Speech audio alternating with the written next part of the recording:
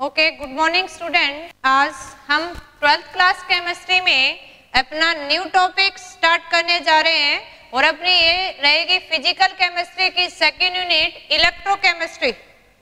देखो, हम अब स्टडी करेंगे अपनी सेकेंड यूनिट। फर्स्ट यूनिट को हमने कंप्लीट कर लिया है, बाकी क्वेश्चन सॉल्व आउट करेंगे हम पीडीपी की फॉर्म में और आपने रिटर्न करके होमवर्क की कॉपी करके सेंड करना है। देखो, आज स्टार्ट करने जा रहे हैं अपनी यूनिट इलेक्ट्रोकेमिस्ट्री। अब देखो, सबसे पहले हमें पता होना चाहिए what is electrochemistry. Electrochemistry means क्या है? एक ब्रांच ऑफ केमिस्ट्री है, एक पार्ट है जिसके अंदर हम क्या पढ़ेंगे कि केमिकल रिएक्शन से कैसे इलेक्ट्रिक एनर्जी जनरेट करेंगे, या हम ये कहें कि जो इलेक्ट्रिक एनर्जी हमने स्पॉन्टेनियस रिएक्शन से जनरेट की उसको यूज करके कैसे हम नॉन स्पॉन्टेनियस रिएक्शंस को कैरिड आउट करेंगे। यानी इस यूनिट में इलेक्ट्रोकेमिस्ट्री, जैसे नाम से हमें लग रहा है कि इलेक्ट्रोकेमिस्ट्री का मीनिंग क्या है, ये एक ब्रांच ऑफ केमिस्ट्री है in which we study the process in which electricity generate by a spontaneous reactions and electric energy generated in spontaneous reaction used to carry out the non spontaneous reactions। ये सब हम किसके अंदर पढ़ने जा रहे हैं? इलेक्ट्रोकेमिस्ट्री के अंदर। यानी electrochemistry is the branch of chemistry in which we study about the process in which chemical energy change into electrical energy, or we can say electric energy used to carry out the non-spontaneous reactions, and that topic is comes under the electrochemistry। यानी electrochemistry के अंदर दो तरह के process पढ़ेंगे। एक process पढ़ेंगे हम इसके अंदर in which chemical reaction, और ये केमिकल रिएक्शंस भी कौन सी पढ़नी है हमने? अगर हम बात करें स्पॉन्टेनियस रिएक्शन, अब स्पॉन्टेनियस रिएक्शंस में जो एनर्जी जनरेट होगी, यानी energy of spontaneous chemical reactions की जो एनर्जी है, इनके अंदर जो केमिकल रिएक्शंस भी कौन सी? Spontaneous. That means chemical energy change into electric energy. इस प्रोसेस को हम स्टडी करेंगे फर्स्ट पार्ट के अंदर, the process in which chemical energy change into electrical energy. ये केमिकल एनर्जी सिर्फ किसकी लेंगे? For spontaneous reactions that take place on self.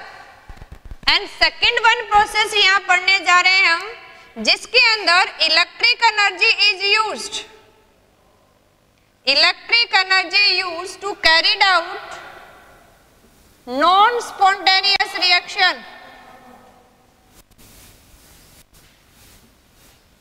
किसी भी नॉन स्पॉन्टेनियस रिएक्शंस को कैरी ऑन करने के लिए इलेक्ट्रिक एनर्जी को अगर हम चेंज कर रहे हैं किसके अंदर? केमिकल एनर्जी के अंदर। अगर हम ये दो चेंजेस पढ़ रहे हैं, दैट्स किसके अंदर पढ़ेंगे हम? इलेक्ट्रोकेमिस्ट्री के अंदर। अब इसको हम टू वे में पढ़ेंगे। एक पढ़ते हैं हम जिसमें chemical energy change into electrical energy, इसको तो हम पढ़ेंगे in form of galvanic cell, या हम सिंपली बोलते हैं इलेक्ट्रोकेमिकल सेल। सिंपली क्या बोलेंगे इसको हम? Electrochemical cell.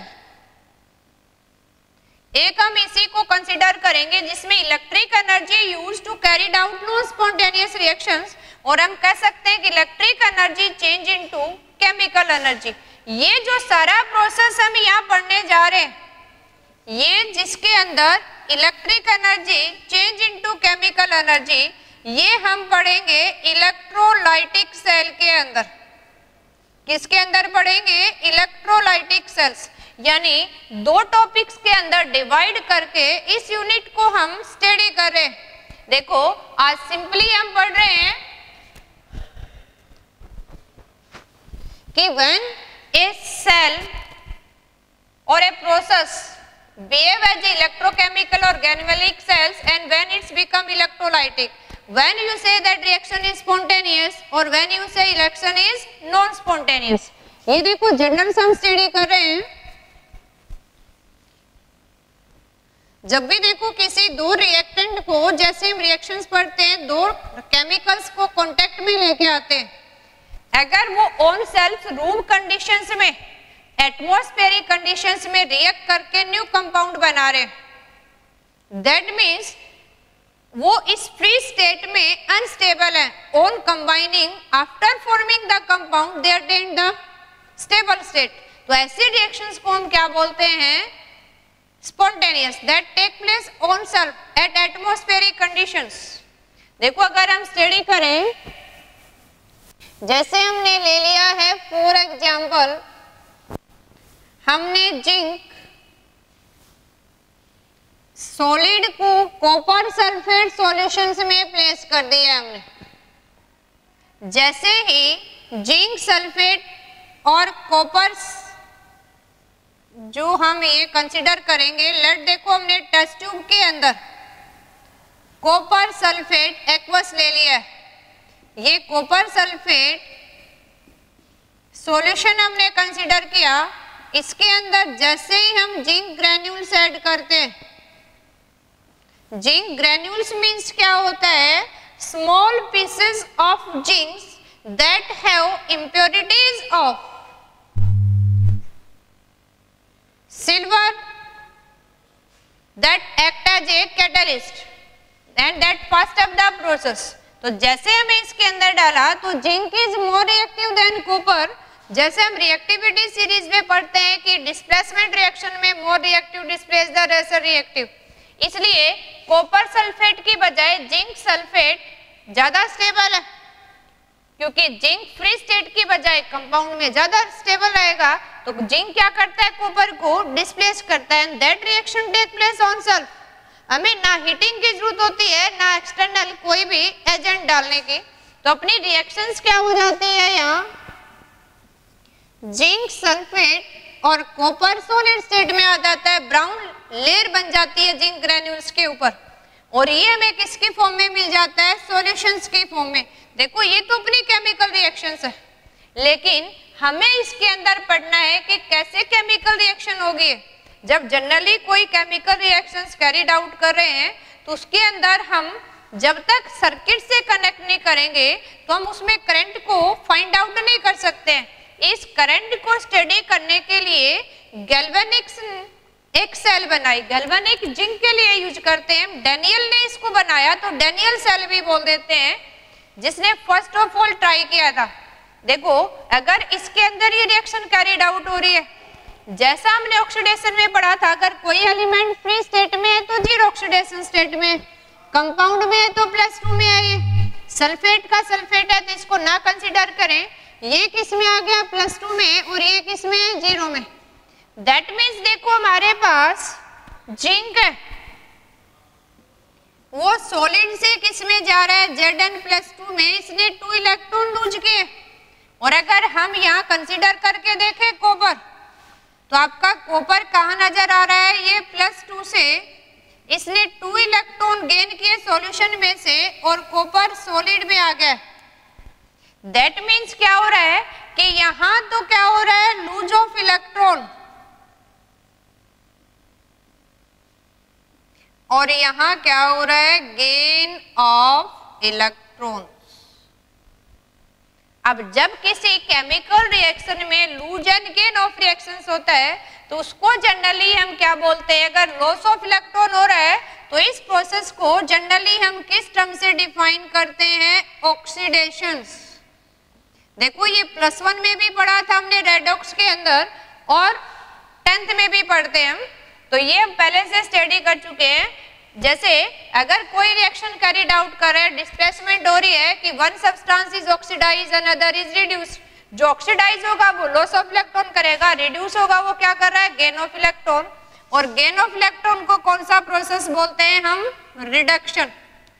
अब रिडक्शन प्रोसेस हो रहा है, रिड्यूस कौन हो रहा है, कॉपर, ऑक्सीडाइज कौन हो रहा है, जिंक। ये सारे हम रेडॉक्स में पढ़ चुके हैं। अब हम इलेक्ट्रोकेमिस्ट्री को पढ़ रहे थे। देखो यहाँ हमने फर्स्ट पढ़ा कि ऐसी प्रोसेस पढ़ेंगे जिसमें chemical reaction change into electrical. जो केमिकल एनर्जी है उसको इलेक्ट्रिक एनर्जी में कैसे कन्वर्ट करेंगे, इन्हीं प्रोसेस को कैरिड आउट करने के लिए डैनियल ने इसका अरेंजमेंट बनाया कि हम कैसे नोट करें कि जो इलेक्ट्रॉन लूज और गेन हो रहे हैं, क्योंकि हम फिजिक्स में पढ़ते हैं कि करंट क्या है, इलेक्ट्रिक एनर्जी को करंट की फॉर्म में देखते हैं, और करंट क्या है, फ्लो ऑफ इलेक्ट्रॉन है। अब इस फ्लो ऑफ इलेक्ट्रॉन को कैसे कंसीडर करें, तो डैनियल ने एक अरेंजमेंट करके देखा कि उसने कैसे अपना सेटअप किया। देखो उसने दोनों सॉल्यूशंस को अलग अलग कंसंट्रेशंस मेंटेन करके और डिफरेंट बीकर में अरेंज कर लिया। यहां इसने अरेंज कर दिया, मान लो ये इलेक्ट्रोड यूज कर रखी है, यहां सेकंड वन इलेक्ट्रोड कंसीडर कर लेते हैं। अब जनरली जो यूज करते हैं, इसने यहां यूज कर लिया अभी ये जिंक रोड,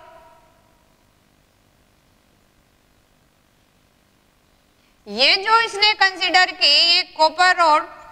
अब जिस बीकर में कॉपर की रोड प्लेस की उसी के अंदर हमने सॉल्यूशंस कौन सा डाल दिया, अभी कॉपर सल्फेट सॉल्यूशन। जिसके अंदर हमने जिंक की प्लेट रखी है उसी के अंदर डाल दिया हमने जिंक सल्फेट ZnSO4। अब हमने जो अरेंजमेंट देखा कि कैसे हम सर्किट को कंप्लीट करें, एक सर्किट बनाए, तो इसलिए क्या किया, इसने यहां एक U shape glass tube arrange की। इस यू शेप ग्लास ट्यूब को किसी स्ट्रॉन्ग इलेक्ट्रोलाइट से फिलअप कर दिया। देखो ये हम लैब में बना के भी देखेंगे, इजीली अपनी लैब में भी बना सकते हैं हम। यहाँ इसने एक यू शेप की ग्लास ट्यूब को स्ट्रॉन्ग इलेक्ट्रोलाइट से फिलअप करके और दोनों सॉल्यूशंस को कनेक्ट कर दिया। इस यू शेप की ट्यूब में हमने स्ट्रॉन्ग इलेक्ट्रोलाइट लेना है, लेट हमने ले लिया या पोटासियम क्लोराइड या पोटासियम नाइट्रेट। अब हमने देखो सर्किट हाफ कंप्लीट हो गया है, आउटर सर्किट को भी हमने कंप्लीट करना है।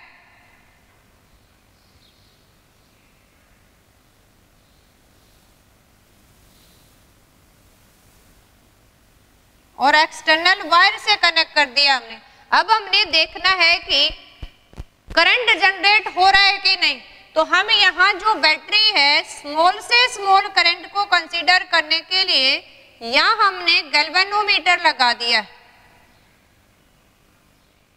जिसको हम G से रिप्रेजेंट कर रहे हैं। अब देखो हम देखते हैं कि जो डैनियल ने अरेंजमेंट किया, यहाँ जिंक को जिंक सल्फेट सॉल्यूशन में रख दिया, कॉपर को कॉपर सल्फेट सॉल्यूशन में। यहाँ दोनों को हमने यहाँ तो यू शेप ट्यूब से जोड़ दिया है, जिस यू शेप ग्लास ट्यूब को हम बोलते हैं साल्ट ब्रिज। एक्सटर्नल वायर से जोड़ दिया, जिसके इन बिटवीन हमने गैल्वेनोमीटर को अरेंज कर दिया। ये हम डैनियल का अरेंजमेंट स्टडी कर रहे हैं। देखो जहाँ जिंक है उसने लूज ऑफ इलेक्ट्रॉन किया है, दैट मीन्स ऑक्सीडेशन हो रहा है, और जो लूज ऑफ इलेक्ट्रॉन कर रहा है यानी जिंक किसका काम कर रहा है, या एनोड का काम कर रहा है। और एनोड पे क्या हो रहा है, ऑक्सीडेशन। ऑक्सीडेशन का मीनिंग क्या है कि जिंक किस में चेंज हो गया, Zn+2 में, इसने 2 इलेक्ट्रॉन लूज किए। ये 2 इलेक्ट्रॉन किसने गेन किए, कॉपर ने। और ये 2 इलेक्ट्रॉन कहां से गए, वायर से, क्योंकि जिंक और कॉपर को हमने वायर से कनेक्ट कर दिया। अब जैसे ये जिंक 2 इलेक्ट्रॉन लूज करेगा तो ये 2 इलेक्ट्रॉन क्या जाएंगे, थ्रू द वायर्स फ्लो करेंगे। और ये कॉपर है, ये किसका काम कर रहा है अभी, कैथोड का। और कैथोड पे क्या होता है, reduction. Reduction means gain of electron. That means जो कॉपर +2 आयन में था, इसने 2 इलेक्ट्रॉन गेन किए और कॉपर सॉलिड में आ गया। अब ये इलेक्ट्रॉन यहाँ से फ्लो अप करके आए, हमें पता है कि फ्लो ऑफ इलेक्ट्रॉन करेंगे और किसी कंडक्टर के थ्रू जैसे ही फ्लो ऑफ इलेक्ट्रॉन करते हैं तो वो क्या इंडिकेट कर रहे हैं, फ्लो ऑफ करंट। लेकिन करंट और इलेक्ट्रॉन की डायरेक्शंस क्या होती है, अपोजिट। तो हम ये रिप्रेजेंट करते हैं कि यहाँ करंट फ्लो कर रहा है। ये हमें किससे फाइंड आउट हुआ कि गैल्वेनोमीटर की जो नीडल है वो नीडल हमें डाइवर्ट होती हुई नजर आएगी। अगर थोड़ा सा भी करंट जनरेट होता है तो नीडल्स मूव करना स्टार्ट कर देती है और करंट की डायरेक्शन में क्या दिखाएगी, हमें वो डेविएशंस दिखाएगी। तो इसी तरह से डैनियल ने क्या किया कि जिंक सल्फेट सॉल्यूशंस में जिंक रोड प्लेस की, कॉपर सल्फेट सॉल्यूशन में कॉपर। जैसे ही हमने सर्किट को कंप्लीट किया उसने देखा कि गैल्वेनोमीटर में नीडल्स मोशन शो कर रही है, मूव कर रही है। That means some current generate in a chemical reactions. और इसी केमिकल रिएक्शन से जो करंट जनरेट हो रहा था उसमें हमने स्टोरेज बैटरी यूज करके स्टोर करना शुरू कर दिया। इसी तरह से हमारे पास क्या बन गए, इलेक्ट्रोकेमिकल सेल बन गए। इसी इलेक्ट्रोकेमिकल सेल को हम डैनियल सेल बोलते हैं अकॉर्डिंग टू नेम या based on the name of scientist. और इसमें हम वोल्टेज जनरेट कर रहे हैं तो वोल्टिक सेल भी बोल देते हैं। और galvanic means use for zinc, जैसे गैल्वेनाइजेशन करवाते हैं आयरन का, इसलिए गैल्वेनिक सेल भी बोलते हैं। ये उसी के लिए हमारा एक डायग्राम बन गया गैल्वेनिक सेल के लिए। हम अब स्टडी करने जा रहे थे इलेक्ट्रोकेमिस्ट्री। दैट मींस उसमें फर्स्ट प्रोसेस कर लिया हमने कि when chemical reactions are carried out then chemical energy of a reactions change into electrical energy. Electrical energy को हम करंट के फॉर्म में स्टडी कर रहे हैं। अब ये हमारी बन गई है गैल्वेनिक सेल्स। अब इसी गैल्वेनिक सेल्स के ऊपर क्वेश्चन कैसे बनते हैं, जनरली आपने याद रखना है कि कंप्लीट रिएक्शन है उसको ब्रेकअप करेंगे हाफ रिएक्शंस में, oxidation half reaction, reduction half. लेकिन यहाँ फर्स्ट ऑफ ऑल स्टडी करते हैं कब कहेंगे इसको स्पॉन्टेनियस, कब कहेंगे हम नॉन स्पॉन्टेनियस। जैसे ही सॉल्यूशंस को कांटेक्ट में सर्किट कंप्लीट करते हैं then reaction start to take place. अगर रिएक्शंस कैरिड आउट हो रही है that means some current is generate.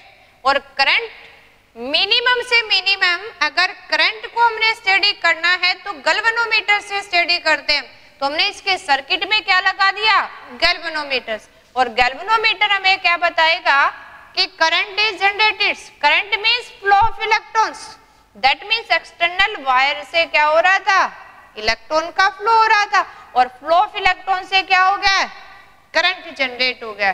तो दैट मींस हमें क्या फाइंड आउट हो गया कि अगर केमिकल रिएक्शन है तो उसमें केमिकल एनर्जी जनरेट हो रही है और उस केमिकल एनर्जी को किसमें कन्वर्ट करें, इलेक्ट्रिकल एनर्जी में। इसको स्टडी करने के लिए हमने ये क्या स्टडी किया अभी, गैल्वेनिक सेल्स।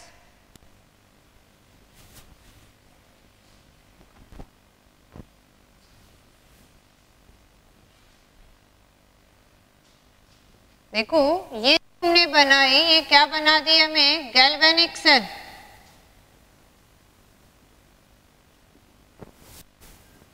तो गैल्वेनिक सेल क्या कौन सी होगी, जिसमें zinc act as a anode and copper act as a cathode.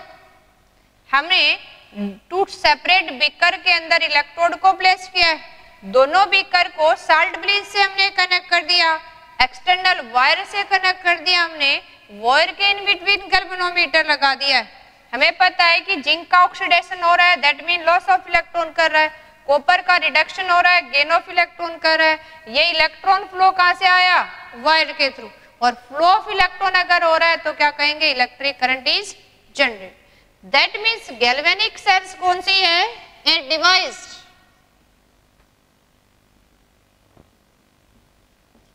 in which chemical energy change into electric energy। और अगर गैल्वेनिक सेल की बात करें तो यहां आपका जिंक है वो किसका काम कर रहा है, एनोड का और कॉपर किसका काम कर रहा है? कैथोड। एनोड के ऊपर हमेशा क्या होगा गैल्वेनिक सेल में? ऑक्सीडेशन। और कैथोड पे क्या होगा? रिडक्शंस। देखो ये गिवन कंडीशंस में अगर जिंक और कॉपर के हम कितना जनरेट कर रहा है ये कंसीडर करके देखें तो यहां देखो जैसे ही जिंक आयन और 2 इलेक्ट्रॉन में चेंज हो रहा है तो यहां हमें रिडक्शन पोटेंशियल प्रोवाइड होती है। क्या होती है ये स्टडी करेंगे हम। दैट मीन Zn+2 जेड में तो 0.76 ये हमारे पास एक वैल्यू मिल जाती है वोल्टेज के अंदर। इसी तरह से जैसे हमें पता है कि कॉपर के अंदर रिएक्शन के दौरान 2 इलेक्ट्रॉन गेन करके किसमें चेंज हो रहा है? ये कॉपर सॉलिड में। दैट मीन्स हमारे पास रिडक्शन पोटेंशियल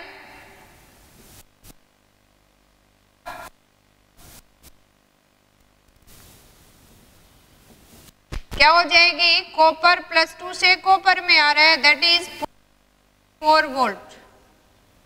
और इसी से डैनियल ने फाइंड आउट किया कि अगर हम इस सेल की वोल्टेज देखें तो हमें कितनी मिली है? 1.10 वोल्ट। यानी इसी गैल्वेनिक सेल को अगर कंसीडर करें, अगर यहाँ कंसंट्रेशन 1 मोलरिटी जिंक सल्फेट की ले ली हमने, 1 मोलर सॉल्यूशन कॉपर सल्फेट ले लिया। सेल को अगर कनेक्ट करते हैं और यहाँ अगर हम वोल्टामीटर कनेक्ट कर रखा हो तो यहाँ 1.10 वोल्ट इंडिकेट कर रहा है। इस टाइम में ये कौन सी सेल है? ये गैल्वेनिक सेल है। कब होगी गैल्वेनिक सेल? जब जिंक का ऑक्सीडेशन हो रहा होगा, कॉपर का रिडक्शन हो रहा होगा और आपकी नेट सेल ई सेल है वो हमेशा किसमें मिले? पॉजिटिव में। और इस गैल्वेनिक सेल की बात करें जिंक कॉपर की तो इसके पास हमारे पास वैल्यू है 1.10 वोल्ट। अब इसके ऊपर कुछ क्वेश्चन बन जाते हैं कि जनरली अगर हम बात करें, देखो इसमें कंडीशंस हमने याद रखनी है कि गैल्वेनिक सेल्स की जो वोल्टेज अपनी ये 1.1 वोल्ट है। अब इस रिएक्शंस में जब तक अपनी एक्सटर्नल वोल्टेज देखो यहां अगर हम इस वोल्टेज की बात करें या ई एक्सटर्नल से डिनोट कर देते हैं हम इसको कि ई एक्सटर्नल सेल अगर हम देखें इस केस में इसकी नेट 1.10 है तो किसी भी रिएक्शंस को स्पॉन्टेनियस को नॉन स्पॉन्टेनियस या नॉन स्पॉन्टेनियस से स्पॉन्टेनियस भी कंसीडर कर सकते हैं। यानी जितनी भी केमिकल रिएक्शंस होंगी या इस गैल्वेनिक रिएक्शंस की बात करें, अगर अपनी जो यहाँ ई एक्सटर्नल सेल रिएक्शंस है ये 1.1 वोल्ट है आपकी, दैट मीन्स इसने जो मैक्सिमम वोल्टेज अटेन करनी थी वो अटेन कर ली है। इस सॉल्यूशंस के बीच में इक्विलिब्रियम सेटअप हो गया है दोनों के केस में, तो हम ये कहेंगे कि सेल एट इक्विलिब्रियम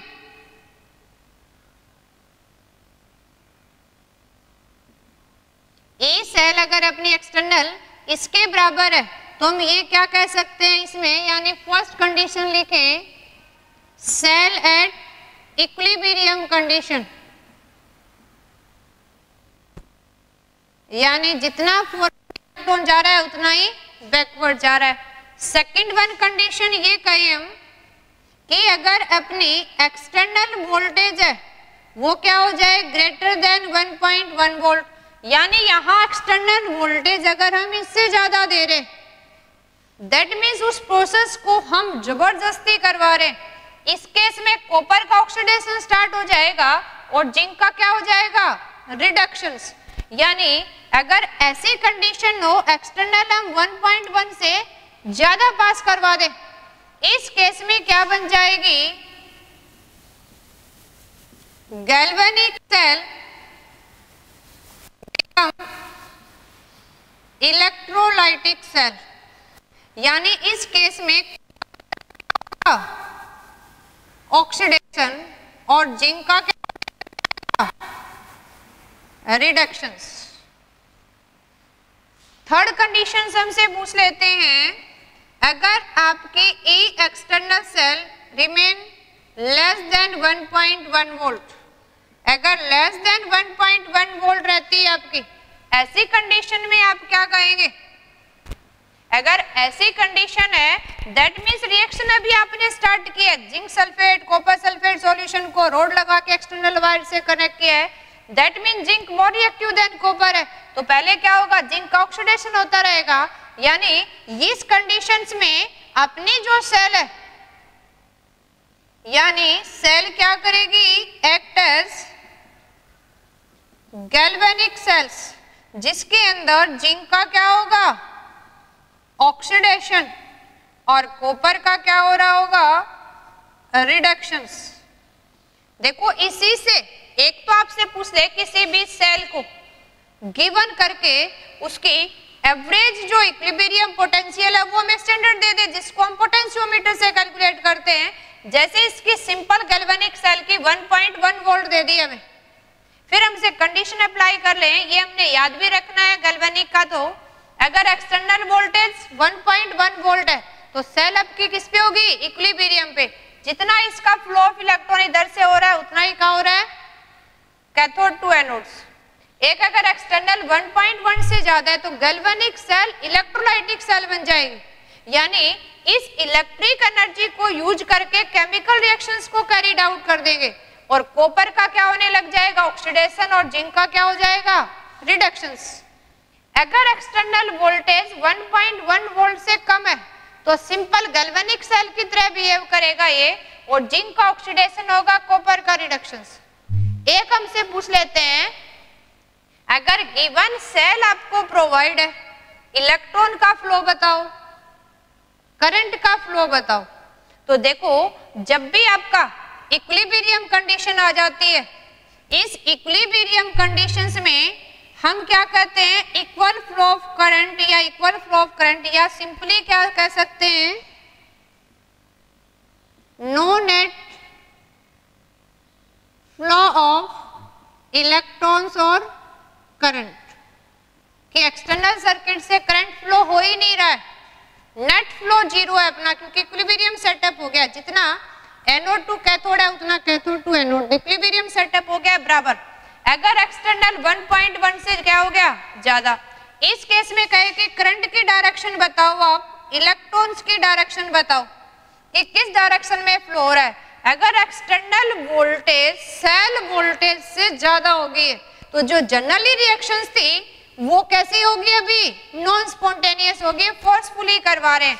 तो देखो जनरली रिएक्शन जब होती है, जिंक का ऑक्सीडेशन हो रहा है, कॉपर का रिडक्शन, तो एनोड से कैथोड क्या हो रहा है? इलेक्ट्रॉन का फ्लो। लेकिन हम फोर्सफुली करवा रहे हैं, अब कॉपर का ऑक्सीडेशन हो रहा है तो करंट तो कहां से फ्लो करेगा? एनोड टू कैथोड, और इलेक्ट्रॉन कहां से जाएगा? कैथोड टू एनोड, यानी ये तो हो जाएगा आपका कैथोड टू एनोड। और करंट इस केस में देखो कैथोड का, ये इलेक्ट्रॉन का हो गया, अभी इलेक्ट्रॉन कैथोड का ऑक्सीडेशन हो रहा है तो इलेक्ट्रॉन जाएंगे कैथोड टू एनोड, और इसी केस में जो करंट की डायरेक्शन हो जाएगी वो क्या हो जाएगी? Opposite, anode to cathode. यानी ये इसका अपोजिट प्रोसेस हो गया अगर 1.1 से ज्यादा वोल्टेज हमने पास करवा दी। और इसी केस में एक्सटर्नल अगर लेस है तो सिंपल जो ये डायग्राम हमने बना रखा है कि जिंक का ऑक्सीडेशन हो रहा है, एक्सटर्नल सर्किट से इलेक्ट्रॉन जा रहे हैं, तो इलेक्ट्रॉन का फ्लो यहाँ क्या बताएंगे हम? इलेक्ट्रॉन का फ्लो हो रहा है एनोड टू कैथोड, और अगर करंट का फ्लो बताना है अपना तो क्या हो जाएगा? Cathode to anode. देखो इस गैल्वेनिक सेल्स के ऊपर ही जनरली क्वेश्चन बन जाते हैं आपने, जो हम ध्यान रखेंगे कि इलेक्ट्रोकेमिस्ट्री के अंदर क्या स्टडी करने जा रहे हैं हम? केमिकल रिएक्शंस को। उस केमिकल रिएक्शंस में अगर केमिकल एनर्जी इलेक्ट्रिक में बदल रही है तो उसको पढ़ेंगे गैल्वेनिक इलेक्ट्रोकेमिकल सेल की फॉर्म में। और अगर इसी रिएक्शंस प्रोसेस के अंदर एक्सटर्नल वोल्टेज हम ज्यादा पास करवा दे, या कोई दो केमिकल्स को कांटेक्ट में रख दिया और रिएक्शन नहीं हो रही है तो हम उसको एक्सटर्नल एनर्जी दे दें इलेक्ट्रिसिटी की फॉर्म में, तो वो क्या बन जाएगी? Electrolytic process. तो इनको दो वे में पढ़ेंगे। आज हमने सिंपल स्टडी किया है कि सेटअप कैसे करें, इसके अंदर क्या क्या यूजअप किया ये हम एक्सप्लेन करेंगे अभी। इसी तरह से यहाँ oxidation means loss of electron, reduction means gain. अगर स्पॉन्टेनियस है तो कुछ ना कुछ करंट जनरेट होगा। इसी कंडीशंस में हमसे पूछ लेते हैं अगर एक्सटर्नल वोल्टेज 1.1 है गैल्वेनिक सेल की, अगर 1.1 रहेगी तो आपका दोनों anode cathode reactions oxidation reduction equilibrium पे रहेंगे। एक्सटर्नल फ्लो ऑफ करंट या नेट क्या रहेगा, 0। अगर external greater than cell voltage है तो रिएक्शंस क्या हो जाएगी, इलेक्ट्रोलाइटिक। और एक्सटर्नल अगर लेस देन सेल वोल्टेज है तो क्या रहेगी, फॉरवर्ड रिएक्शन रहेगी, गैल्वेनिक सेल की तरह बिहेव करेगा और हम इलेक्ट्रॉन और करंट की डायरेक्शन फाइंड आउट कर सकते हैं। ओके स्टूडेंट, ये हमने स्टडी कर लेना है। कल टू द पॉइंट्स हम इनको 1 by 1 स्टडी करेंगे। Thank you.